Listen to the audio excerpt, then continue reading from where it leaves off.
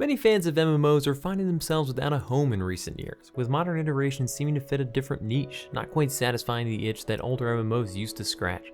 In this video, I'll be delving into my 5 reasons the upcoming Pantheon Rise of the Fallen has me excited, and why fans of Final Fantasy XI, Everquest, and many others should really have it on their radar. So hey guys, it's Huntin for Games, bringing you a healthy mix of videos on new releases in MMOs, and nostalgia trips to the classics that made us fall in love with games in the first place. And Pantheon is trying to scratch that nostalgic itch while bringing some convenience of the modern age, but what makes this one different? Let's get into it. So let's start with number 1, the dangerous world that Pantheon is offering up to its players.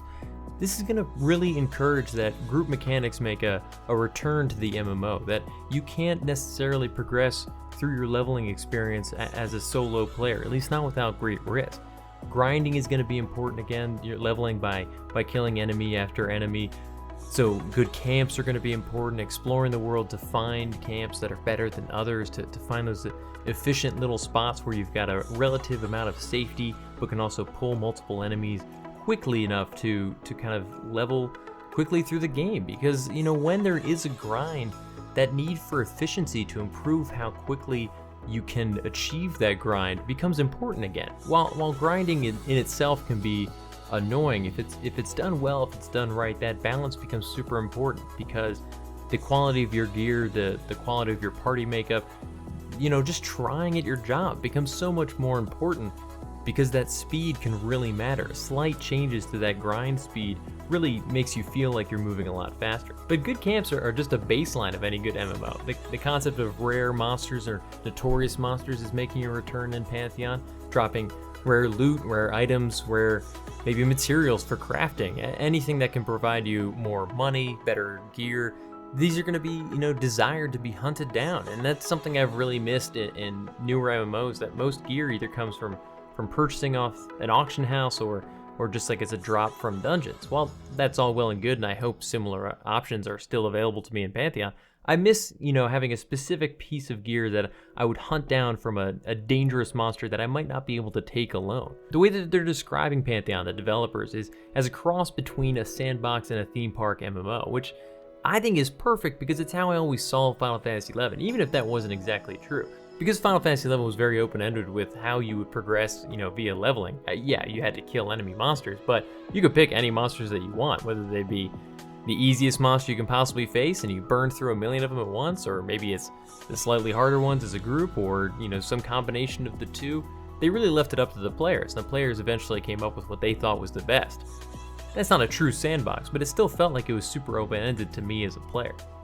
I mean, there are quests and storylines and lore within the game of Pantheon, which I'm very excited, but they don't want it to be an on-rails experience leading from quest hub to quest hub, which is a lot of how MMOs these days kind of approach it.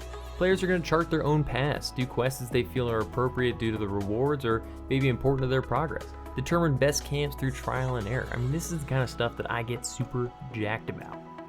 Which is leading us to point number 2, because a lot of you may be getting a little concerned hearing all this, like there's a lot of group talk, a lot of I can't progress without other players, how is this going to work in the modern days of 2019 and beyond? But they're really approaching what I'm coining as modern old group mechanics. In their blog about matchmaking, they touched on many concerns about the pros and cons of intense grouping. I mean, you know, the pro is obviously that you got these incredible moments of teamwork that you really feel like you as a group have achieved. When you really are flying, you're clicking together as a group, it feels a lot better than you just kind of streaming along by yourself and solo. And when that lack of efficiency is there by yourself, you feel the improvement when you get other players with you. And that's just for like normal grinding. For actual enemy fights, missions, quests, you know, bosses of some kind, it feels all the better when you finally tackle it as a team. The downsides being that obviously you can't really do much without other people, and if you can't easily encounter and find these other people, it can be kind of difficult. Final Fantasy XI had a huge problem where certain classes were so desired, you basically couldn't progress without them. And it got to a point where if you're on one day ready to play, but you just can't find a red mage or a bard, you might not be playing, at least not in the way that you want it to. If you've ever sat all day waiting for that one job to log on and never seen one, then you'd probably enjoy a lot of the other content on Huntin for Games, so don't forget to subscribe. But in this blog post, I can really see the developers, at least in my mind, are asking the right questions. You know, there's still a lot to determine through the development process. We'll have to see what comes out of it once we start to get our hands on the game. But they're saying the right things that are getting me excited. I mean, they're talking about introducing modern tools to enable players with similar goals or ideals to find each other. I think this is a perfect idea. A lot of people say, you know, they want just a pure baseline communication experience from back in the day with people shouting like, hey, looking for group for this. But there's ways you can introduce a modern UI to that kind of experience. And things like Final Fantasy XIV's Party Finder, not the roulette finder that automatically groups you with other people, but just a way to say what I'm trying to do, what jobs I'm looking for, any limitations that you want to impose. It's very useful for finding other players with similar goals. They're talking about rewarding players for helping others or helping lower level players achieve things that they may not be able to do alone. I think this kind of reward is incredibly helpful for these kind of games, because any kind of way to reinforce positive behavior for lower level players. I do think it's really important for games these days to have some sort of actual incentive, some sort of reward to really encourage players to do that. Everybody's on such a fast gaming grind these days. It can be hard to take a breath and be like, yeah, I'll help you out. So if there's a mechanical reason to a system, all the better. The acknowledgement also that, you know, modern gaming has molded players into expecting to be able to do things alone. I mean, while this isn't the goal, acknowledging that is a problem is important. Most MMOs these days, ever since really World of Warcraft, allow you to progress from one to the end game completely solo. A game coming into a space where some players have never seen anything other than that might be kind of jarring to a lot of those players, including myself. You know, somebody who played Final Fantasy XI, I haven't really had that kind of experience where I can't level without other people or without friends in years. So it could be a bit of a shock to the system. And while I like that they're still saying like that is the goal, we want to have like a group-based experience, the fact that they're acknowledging like we might have to do something to ease players into that, it's a strange concept that most people aren't going to be used to in 2019. They're also discussing the issues of you know, travel. While travel is super important in a game like Pantheon that's trying to say the world is large, and it may not be that easy for you to just get from point A to point B without some amount of time. I mean, that time to travel makes worlds, in-game worlds, bigger, and I think that's super important. But that also makes it difficult sometimes to actually engage with other players in activities that you want to do. If you were off on the west coast of some continent and then you find out that your friends are going to be on the East Coast at the end of the day doing something you want to take part in, you're like, well, crap, I'm not going to be able to, by the time I get home, it's going to take me all night to just get over to the East Coast. So they're introducing the concept of a caravan system, which seems like it would be a way to reach other players' locations while offline, within reason. I'm assuming maybe from city to city or city to other landmarks. They haven't really listed any more details about this system, but I think that sounds amazing. If there's a way I could go to an online tool and say, hey, I'd like to travel to the East Coast from the West Coast while I'm driving home, that's awesome. I mean, there's no reason that I have to sit there and watch it happen. Now, if they're trying to say, while you're online playing, you can't be on the West Coast and then immediately doing something on the East Coast, I think that kind of stuff is important. And while there is a balance there, I'm glad they're acknowledging, you know, there has to be a way that people can get to the activities they want to do, knowing what they want to do, and maybe offline. That's really cool. Like we were saying, travel is crucial to creating a large feeling world, but in a contradictory sense, it can also hold us back from experiencing that world with other players if you have to be online to do that travel. If you see that problem coming up, it'd be cool to be able to kick off like a boat ride or an airship ride or something while being offline. The blog entry keeps coming back to this idea that focusing on the idea that keeping the group together, encouraging that longer term community is almost more important than allowing us to find each other quickly in the first place. And it's a problem that modern MMOs seem to have. They put you in a group so easily. You're matched together with anybody that has a similar goal of playing a dungeon or perhaps completing a story mission.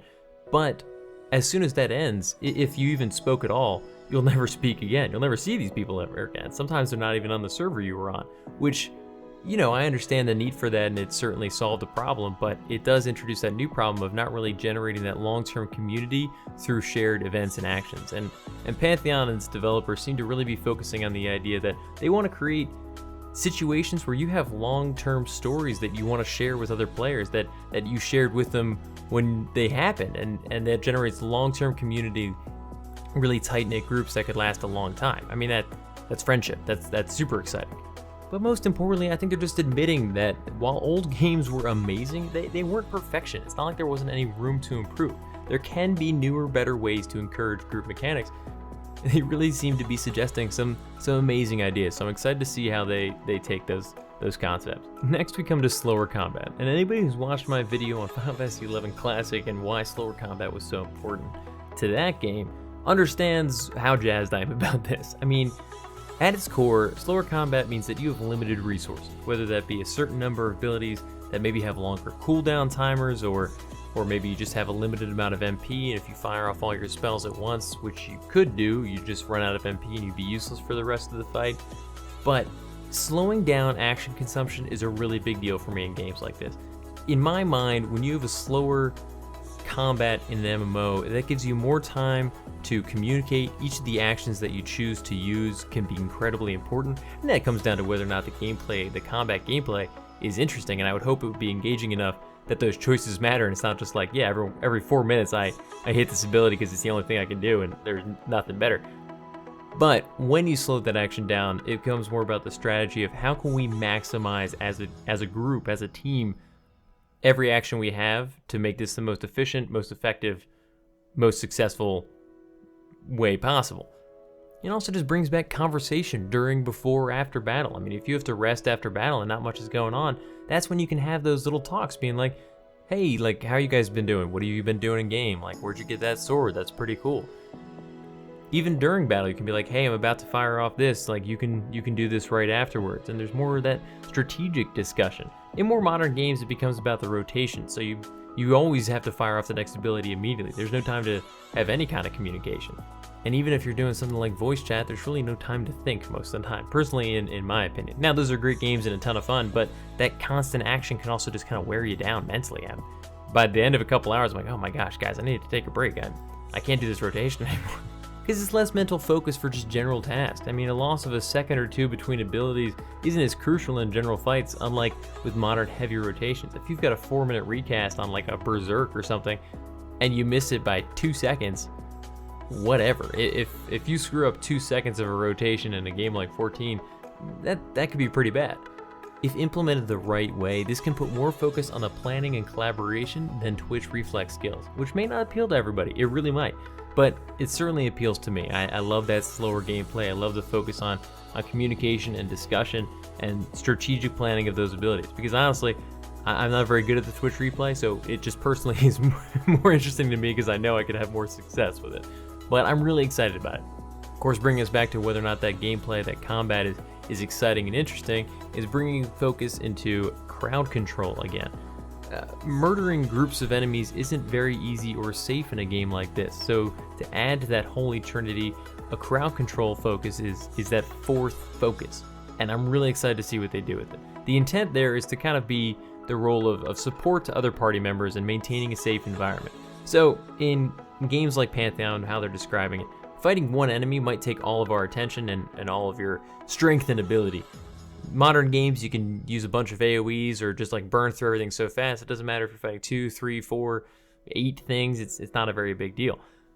Pantheon, a second enemy could mean death to the party unless handled appropriately. So you can set up your party with one of these, classes that has some support crowd control focus to maintain that safe environment if you accidentally pull 2 things, especially if that's hard not to do in the game. Everquest used to do this through spells like Harmony, which would lull enemies into a false sense of security, allowing you to pull only one. Final Fantasy XI had mechanics like Sleep or Bind that could lock an enemy in place or put it to sleep while you took care of its friend.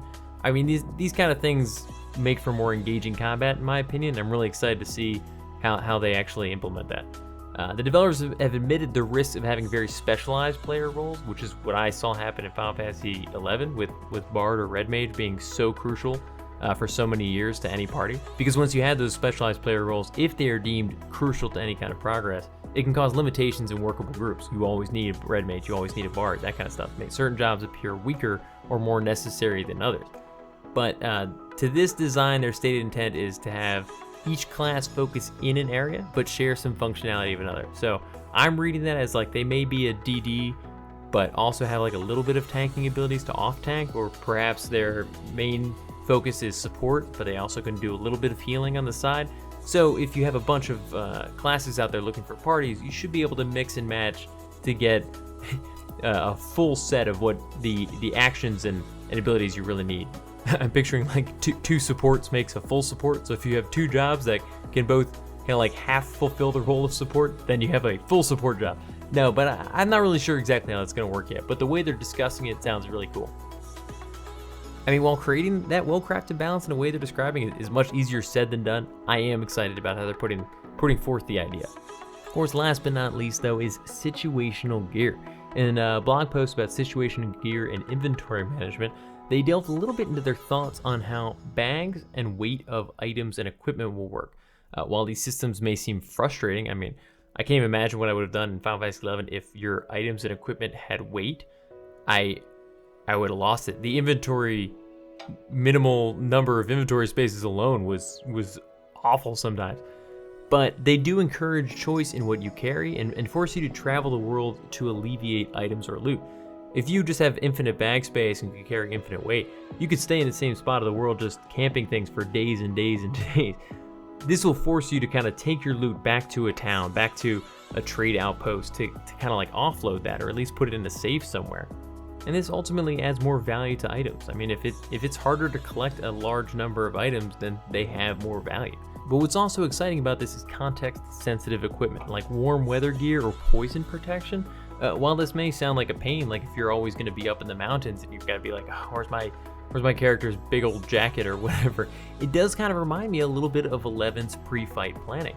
You'll need to seek out specific equipment, which is always fun. Like if you get to a new area and you don't have any warm weather gear, you might be like, yeah, I've heard that there's this one dragon that drops like some nice gloves, and I should probably go get those gloves before we do anything else. It's like the most important thing for me to be able to survive in this region without, I don't know, drinking hot water all the time or something, a la Monster Hunter.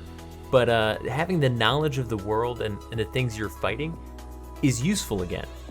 In Final Fantasy XIV, and I'm sorry to keep picking on Final Fantasy XIV, it's a great game, but you can always just kind of react to the enemy as you encounter it. You don't need to have any knowledge of what that enemy can do. You just dodge the mechanics and you beat it down like you beat down everything else.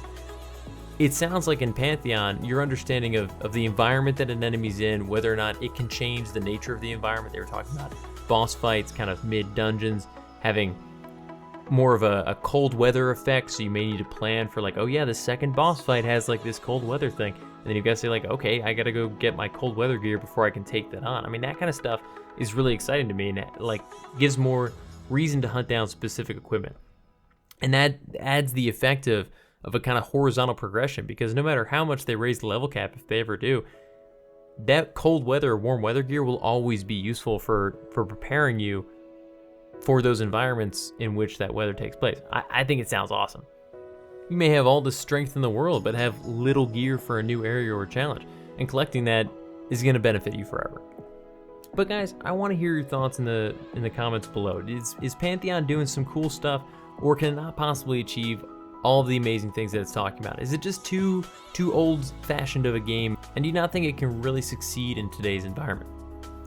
Question of the week: how much travel is too much travel in MMOs? Are boats and airships exciting or a pain? And what's the longest you've ever waited for in-game public transportation? Otherwise, I will see you guys all in the next one. Peace. Thanks for watching. If you're interested in more videos like this, think about subscribing. And if you already have, don't forget to click that little bell next to the sub button to get notified when new videos go live. Hit me up in the comments with your thoughts on this video, or come hang out and chat with me on Twitch every Tuesday night at 8 p.m. Eastern Standard Time. And definitely look me up on Twitter or Instagram and Hunt for Games to keep up with what else I've got going on. See ya.